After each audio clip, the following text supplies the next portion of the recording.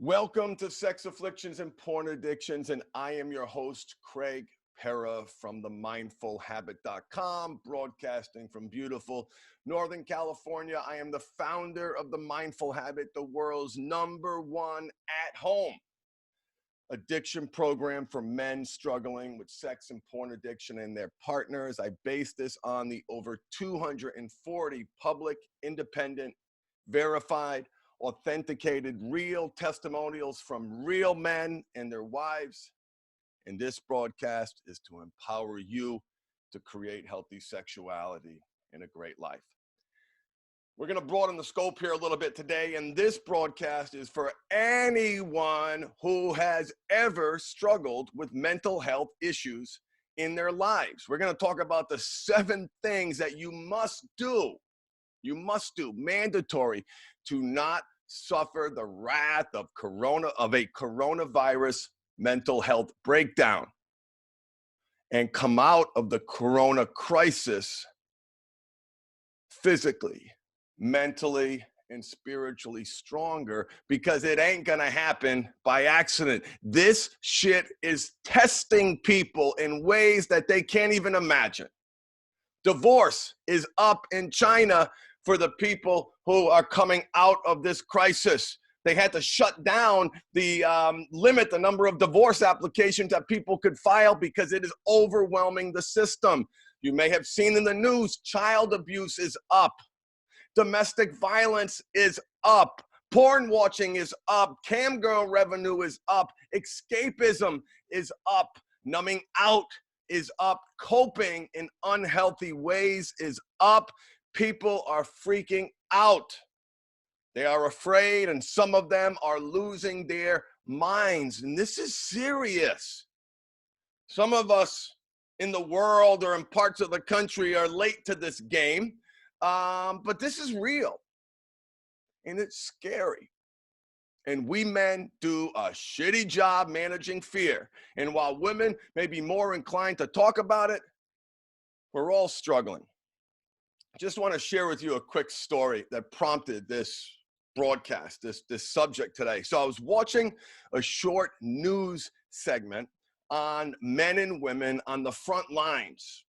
Our first responders, surgeons, nurses, techs in healthcare. And I saw a picture of these rows of bodies in the hallway, right? All corona. I heard detailed descriptions of the sacrifices that these people are making. The grocery clerks who aren't going home to their families so as not to infect them and working crazy hours. And then I saw the ventilators, and I had an instant, mini panic attack reflecting my own respiratory issues, all self-inflicted, smoking heroin, cigarettes, occasional crack and meth, and all self-inflicted. Feels good, but it's still especially allergy season, it gets worse. And I felt this sense of overwhelm, this rat in a cage feeling, like I was trapped in a coffin. And there was this incredible, overwhelming urge to escape from that feeling. And I ask you, does that sound familiar to you? Have you experienced that feeling? Have you noticed that you are shorter temper? You're easily triggered. You're more angry. You're more afraid. And you're not alone. Science says, in a study in The Lancet, a prestigious medical journal, quarantine increases anger. It increases depression. It increases anxiety. It increases your insecurities, vulnerabilities. It increases PTSD symptoms. So many of my brothers are struggling with PTSD. And this is making it worse because we are afraid. So what I want to do today is I want to share with you what I've learned over a lifetime of failure, a lifetime of struggling with mental health issues and a past decade of doing a hell of a job, the best job that I've ever done, and now leading people all over the world, helping them grow, helping them be their best selves. We are in crisis. We need to come together, and there are certain things that you need to do if you want to avoid a coronavirus breakdown, a mental health shit show. If you want to come out of this mentally, physically, and spiritually stronger. This is what I have learned, and this is what I'm doing. I am going to come out of this mentally, physically, and spiritually stronger. I'm going to come out of this closer to Michelle. I'm going to come out of this closer with my kids, and I'm going to find opportunities to connect with them and continue to find opportunities to connect with them in different ways. I'm going to come out of this with a stronger business. I'm improving things that I've been wanting to improve for some time. This has accelerated some other plans that sat on the great idea pile, but haven't taken action. That's what I'm going to do. I am intentional. So here's what you need to do. Here's what you literally, like this list to me is mandatory. I don't know how you counterbalance your mental health issues without doing these things. And I just want to say a word about counterbalance. I love that word counterbalance. It's actually one of my favorite words. I have to counterbalance my crazy. The reason why that word is so impactful, because I used to live in this place where I had, with all my therapy and all my counseling, that I'd get to this place where I wouldn't be triggered. There's this universe, there's this place where I am never going to feel like a piece of shit again. I am never going to, feel like this profound sense of failure and overwhelm. And I have since learned that is the wrong goal. That is the wrong objective. I will feel low again. I have to counterbalance my crazy. That means I need to take actions to make sure I keep that crazy in check. I have to counterbalance the reality that I've struggled with depression. I have struggled with anxiety. I have struggled with ADD. I struggled with compulsive behavior my entire life. One doctor says I got the bipolar, another doctor doesn't. I got issues. I have mental health issues that demand that I counterbalance them in order to be the best man that I can possibly be for me and my family. So first, one of the first actions that you must take to avoid a coronavirus breakdown and come out of this stronger is you must practice rigorous self-care. Not just rigorous self-care rooted in love for self. And I'm going to make the self-care real easy. I break it up into my fundamental 5. Right, 5 things that you must do. This is like back east, we have this expression as a kid. When someone said something that was so obvious, 2 + 2 is 4, us mean kids would respond, duh, like, duh, of course 2 + 2 is 4, you dummy. Right? This is the duh. This is the obvious. And every time I teach this lesson, I'm like, I can't believe I'm teaching people this obvious. They're going to think I'm stupid. They're going to hate it. This lesson is always one of the more impactful lessons in my program around self-care. And I'm going to give you 5 areas that you should be focusing on. Your eating, your diet. What are you putting in your body? Are you honoring and respecting this vessel? Or are you using this as an excuse to numb, cope, and escape and lose yourself in food? Eating. Sleeping. If you do not sleep well over time, you'll literally lose your mind. Sleeping is very, very important. Another easy one, but often overlooked, hydration. Another important aspect of self-care is, here it comes, drum roll please, the obvious, exercise.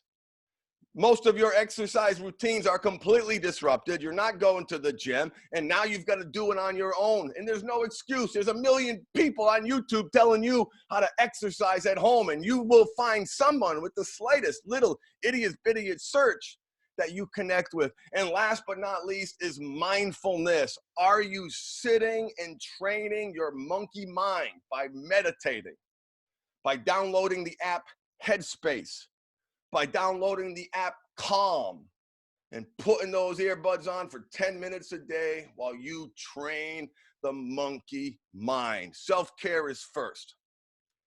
Number two is use this crisis as an opportunity to either discover your purpose or revisit your purpose. This is your why question, right? Why? Why are you listening to this podcast? Why do you want to be a better person? Why do you want to be mentally healthy? What is it that you want to accomplish? Not just what, but why. And science tells us that people who honor their purpose literally live longer. That means they resist disease better by simply having purpose. So take some time to reflect on the why questions and take those answers and hang them up in your bathroom, on your, in front of you, so you can have that regular connection to your purpose. Having a purpose is like a lighthouse, right? In the fog of war and the challenges and the fear and all the triggers and the poison that you're getting out there in the media, you've got this light that shines, and that light pulls you towards it like a moth to a flame, but in this case, a good way. So having that purpose is so important to help you counterbalance your crazy. Third, commit to connecting. The opposite of addiction isn't sobriety, it is connection. And I'll just speak for us brothers, we tend to be really poor at it. Really, really poor at it. So be proactive in those connections. Reach out to friends. Schedule something regular with friends. If your friends haven't come up with the idea yet, do a little happy hour. Enjoy some coffee. I connected with my college roommates, and oh my God, we had the most amazing time. It was so much fun just seeing each other, reminiscing and laughing, and like, Craig, wow, big surprise that you'd end up where you are, working with people struggling with addiction. So we had a hell of a time. Okay, so commit to connecting. And number four, we talked about discovering your purpose, but for number four is you need to have goals that fuel your purpose. So this is important. You're not going to come out of coronavirus successfully if you're reactive. That's not what counterbalancing is. Counterbalancing is having goals, visible goals in your life that are pulling you towards something. And very specific with coronavirus, what specific goals do you have around either your fundamental 5, around exercise, around connecting, maybe or some relationship goals that you have? But I know that I am closer to doing a handstand than I have ever been. A week ago, I couldn't even get up. Now I can easily get up, and I can't stand there very long, and I got to lean against the door. But oh my God, I'm like almost 49 years old. It's awesome. It feels so good. When I started 3 weeks ago, I couldn't jump rope. Now I can jump rope 100 times and crisscross, boom, boom, like Rocky. Right? Those are 2 new skills, 2 goals that I had, and I'm going to get better at those goals. And the interesting thing about jump roping is I have learned that that targets specifically the muscles that I need to target because of the herniated discs in my neck. So from Corona, I have a gift, right? I wouldn't have discovered this gift, this simple exercise. I've been struggling to find the right exercise, and here then I jump rope, boom. There it is. I found a gift. You need to find your gift and have clear goals that fuel your purpose. Number 5, there's so much that we have without. There's so much loss that so many of you are experiencing. Number 5 is practice gratitude. This crisis gives us an opportunity to reflect on what it is we do have. And every time I'm practicing mindfulness and I'm focusing on the breath, I am so grateful that I have the breath to focus on, because there are people right now, brothers and sisters, struggling. They would kill, maybe even cut off a few fingers to get that oxygen back in their lungs. So practice gratitude. What do you have in your life that you are grateful for? Write it down. Write 3 things down each day. And the next, this number 6 is, well, here, let me tell you what it is, and then I'll tell you why I think it's important. Number 6 is to create routines. In particular, my recommendation is bookend routines. A routine in the morning to get you started on the right foot, and a routine in the evening. What should that routine entail? It's what we talked about. It should entail self-care. It can entail you declaring your purpose. It can involve you connecting. These routines can be you moving forward in your goals that you have that fuel your purpose. These routines could include gratitude, writing down what you're grateful for, what you're grateful for. So create routines. Structure and discipline, 2 words that I used to hate. I am like sometimes I have to stop and reflect that, hey, I've become the structured, disciplined guy. I have most of my adult life has been some rebellion against structure and discipline, whether that I was in my corporate stuffy career, smoking weed on the way to work, just rebelling against everything that was like me. So to be in a place where I've come to realize that, whoa, wait a minute. Structure and discipline isn't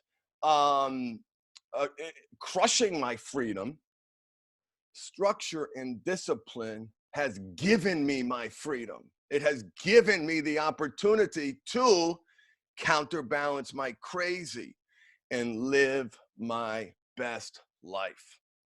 So here, last but not least, okay, and the order of priority is going to be different for everybody, okay? And I'm going to do a quick recap at the end on these 7 things that you need to do to avoid a coronavirus breakdown, live your best life, come out of this stronger mentally, physically, and spiritually. Last but not least is to be mindful of what media you are putting in your body and when. I know how I feel, so I like to consume media from both sides of the political spectrum. I've always fashioned myself an independent, and I want to see, and I know that news is biased, so I want to see a broad spectrum of news. And when I go to the Drudge Report and you see a list of like horrors and society is breaking down, I've been watching like apocalyptic zombie movies my entire life. The sky is falling. It triggers the living shit out of me. I feel that fear, and I feel that decades of programming, numbing, coping, and escaping from that fear. I feel that so strongly and so acutely. So it is so important that you are mindful of what you are putting in your body and when. I do not want you not to be informed. One bit of advice I will recommend that has served me well is listen to the doctors, not necessarily the politicians, okay? That advice has served me well. The other tip that I have is that I consume news in the morning and I consume it around dinner time. I do not consume it late at night. The reason why I don't consume it late at night, because it is too triggering and it impacts self-care, particularly sleep. So be mindful of what you're putting into your body and when, and I'm referring to media. So let's review the 7 actions that you must take if you want to avoid a coronavirus breakdown or a mental health shit show. So you come out of the coronavirus crisis mentally, physically, and spiritually stronger. Number 1, self-care rooted in self-love. Honor your fundamental 5: eating, sleeping, drinking, exercising, and practicing mindfulness. Number 2, find your purpose and post that purpose everywhere. You need the why is the fuel that drives results. What's your why? Declare it, post it so you can be remembered of it when you are down, when you are low. Number 3, commit to connecting. The opposite of addiction isn't sobriety, it's connection. And this is an isolating situation that we got going on. We're social distancing, we're not going out. Be specific and connect with friends that so desperately want to hear from you. Think of what you're doing for them. Right? Think of this connection as an act of service, because it is. Number 4, have clear goals that fuel your purpose. And by clear goals, I mean clear, specific, intentional, in writing, smart goals that are specific, measurable, attainable, relevant, and time bound. A few of them. So you've got this beacon, you've got this light that's moving you towards something. You've got to be moving towards something, and goals are a critical way to do that. My jump rope and my handstand has brought so much joy and this feelings of success in my life. What are yours? Number 5 is to practice gratitude. There is so much that we don't have, but if you're listening to this podcast, I know there is so much that you do have. Celebrate that. Honor that, respect that, and revisit that regularly. Practice gratitude. Number 6, to implement, to operationalize everything that we talked about. Create bookend routines. Create bookend routines. So important to get your day started right and ending right.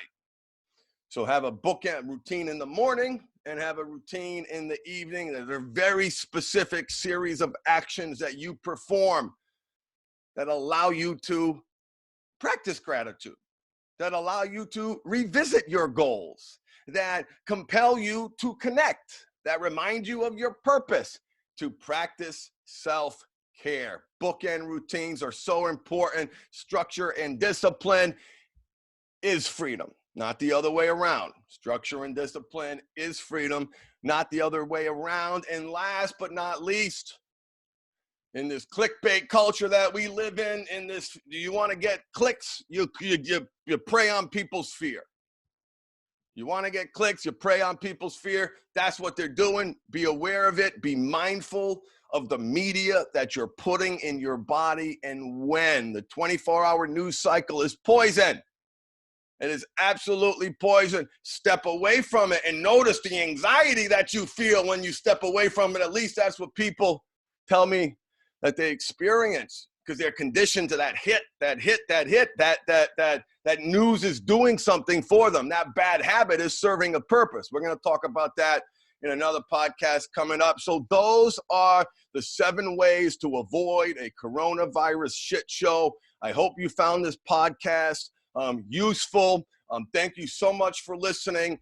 Commercial break right now. So a couple things that we've done to ethically respond to the coronavirus, and because I have an online at-home addiction program, we have reduced the self-study program from $4.99 down to $99. We knocked 80% off the self-study program, and you can access that on the website and enter the coupon code coronavirus. So if you enter the coupon code coronavirus in the self-study, you'll get that 80% discount.